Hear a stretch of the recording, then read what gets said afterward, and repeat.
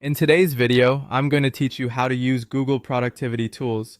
We'll move through Gmail, Calendar, Drive, Docs, Sheets, Meet, and the Tasks and Keep apps, focusing on simple habits that save time and keep you organized. Start in Gmail by turning your inbox into a workspace you can control. Create labels for the main areas of your life or business, like clients, finance, content, or anything urgent. Build filters so incoming messages are automatically labeled, starred, or even skipped from the inbox into the right place.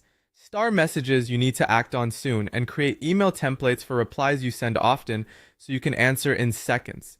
When you're done with a thread, archive instead of deleting so everything stays searchable.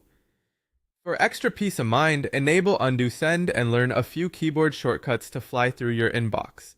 Next, manage your time with Google Calendar. Create separate calendars for work, personal, and content, and give each a color so your week is easy to scan.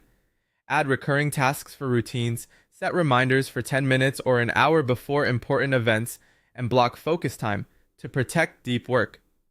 Instead of a long to-do list, try time blocking. Give each task a calendar slot so you know when it gets done.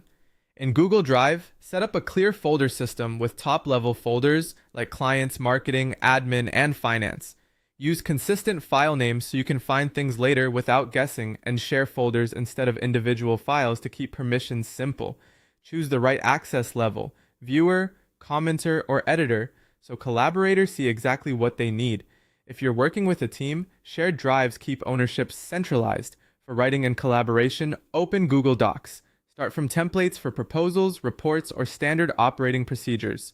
Use comments and suggesting mode to collect feedback without overwriting the original, add headings to create an automatic outline, and insert checklists to track action items.